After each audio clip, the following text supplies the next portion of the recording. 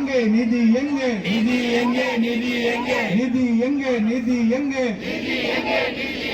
தமிழ்நாட்டின் நிதி எங்கே தமிழ்நாட்டின் நிதி எங்கே நிதி எங்கே நிதி எங்கே நிதி எங்கே நிதி எங்கே தமிழ்நாட்டின் நிதி எங்கே தமிழ்நாட்டின் நிதி எங்கே நிதி எங்கே நிதி எங்கே நிதி எங்கே நிதி எங்கே நிதி எங்கே நிதி எங்கே பட்ஜெட்டில் நிதி எங்கே பட்ஜெட்டில் எங்கே கல்வி நிதி எங்க போச்சு கல்வி நிதி எங்க போச்சு கல்வி நிதி எங்க போச்சு கல்வி நிதி எங்க போச்சு எங்க வரி பணம் என்ன ஆச்சு வரி பணம் என்ன ஆச்சு எங்க வரி பணம் என்ன ஆச்சு வரி பணம் என்ன ஆச்சு குடிநீர் நிதி எங்க போச்சு குடிநீர் நிதி எங்க போச்சு குடிநீர் நிதி எங்க போச்சு குடிநீர் நிதி எங்க போச்சு எங்க வரி பணம் என்ன ஆச்சு வரி பணம் என்ன ஆச்சு 100 நாள் வேலை திட்ட 100 நாள் வேலை திட்ட பாஜகவை கண்டிக்கின்றோம் பாஜகவை கண்டிக்கின்றோம் கண்டிக்கின்றோம் கண்டிக்கின்றோம் கண்டிக்கின்றோம் கண்டிக்கின்றோம் கண்டிக்கின்றோம் கண்டிக்கின்றோம் பாஜகவுக்கு துணை போகும்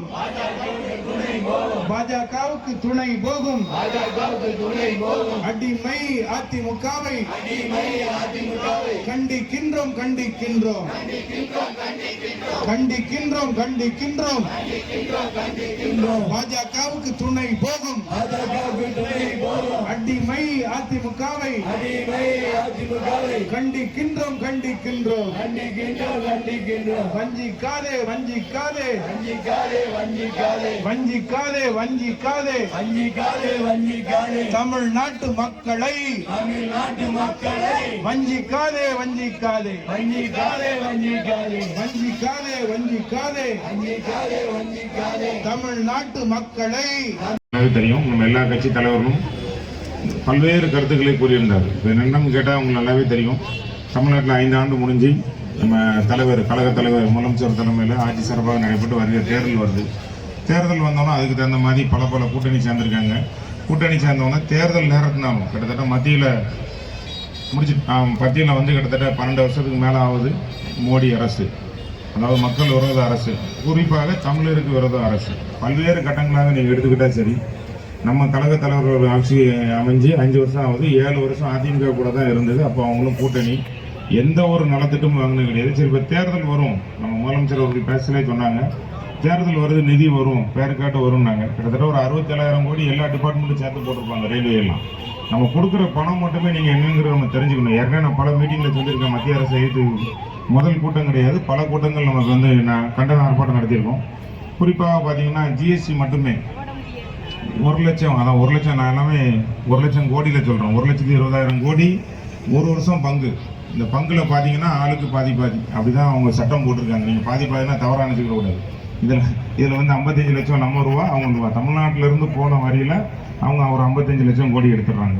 அதுக்கப்புறம் பார்த்தீங்கன்னா நம்மளோட ரயில்வே, சதன் ரயில்வேனா கேரளா, தமிழ்நாடு, ஆந்திரா எல்லாம் சேர்ந்தா இருக்குது. தமிழ்நாட்டோட பங்கு மட்டும் அதில் ஒரு 5,000 கோடி இருக்குது. அதுக்கப்புறம் நம்ம ஹார்பர் தூத்துக்குடியில் 2 தான் இருக்குது தமிழ்நாட்டில். ஒன்று தூத்துக்குடி இங்கே 600 கோடி சொல்கிறாங்க. மெட்ராஸையும் சேர்த்தா லாபம் மட்டும் அதில் ஒரு 1000 கோடி இருக்குது. தமிழ்நாட்டுக்குள்ளே நம்ம தினசரி வெளியே போனாலே வண்டி ஓட்டுறவங்களுக்கு ஒரு மிக கஷ்டம். டோல்கேட்டு, அதாவது கந்து வட்டி மாதிரி. அந்த காலத்தில் வெள்ளக்காரனை விரட்டி அடித்தோம். இப்போ வந்து மத்திய அரசு வசூல் பண்ணுது.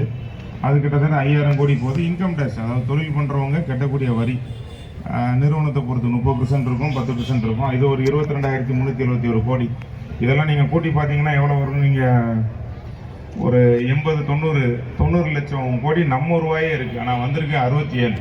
இதே பீகாருக்கு போன வருஷம் எலெக்ஷன் வந்தது. நம்ம பார்த்தீங்கன்னா 60,000 கோடி 70,000 கோடி நினைச்சாலும் கொடுப்பாங்க. அதான் வஞ்சை காட்டுறது.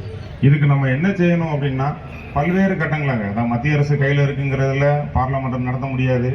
வெளிநாட்டில் நான் வந்து பாகிஸ்தான் அடிப்பேன் பாரு, ரைட். அமெரிக்காவில் வந்து இதே ஒரு 6 மாதம் முன்னாடி பேப்பர் எல்லாம் நாளிதழ் நெட்டில் எல்லாம் எடுத்து பார்த்தீங்கன்னா தெரியும். நான் வந்து விவசாயியை காப்பாற்றுறதுக்காண்டி இந்த முடிவு எடுத்திருக்கேன், நான் இதை ஒத்துக்கிட மாட்டேன்னாங்க. ஒரே நாள் நைட்டு, அதாவது இந்திய அரசு என்ன முடிவு எடுக்கும் அதை நம்ம கண்டிப்பாக பார்லிமெண்ட்டில் தெரிவிக்க வேண்டும். அந்த டேட்டு இருக்குது, டேட்டு இல்லாட்டாலும் பரவாயில்ல, ஒன்றுமே தெரிவிக்கல. அமெரிக்காவில் எத்தனை வருஷம் ஒப்பந்தம் போட்டாச்சு, அந்த பொருள் இங்கே வரும், அவர் வந்து வரியை குறைச்சிட்டாரு, இங்கே உள்ள இம்போர்ட் எல்லாம் என்ன ஆகும் அப்படின்னு சொல்லி தவறான கருத்துக்கள், தன்னிச்சையான முடிவு. அதை நம்ம நாட்டை கொண்டு அடமான வைக்கிறது, வல்லரசாக்க போகிறோம், பல்வேறு மோசமான கருத்துக்களை எடுத்துக்கொண்டு போயிருக்கேன். இதுக்கெல்லாம் நம்ம என்ன செய்யணும் அப்படின்னு கேட்டால், நேரடியாக அவரை பிடிச்சி நீங்கள் சட்டையை பிடிச்சி இறக்க முடியாது. ஜனநாயக நாடு, ஓட்டு போட்டால் தான் இறக்க முடியும். தமிழ்நாடு ஏற்கனவே நம்ம 40 2 ஆட்டை நிர்வகித்து அனுப்பிட்டோம். வருகிற சட்டமன்ற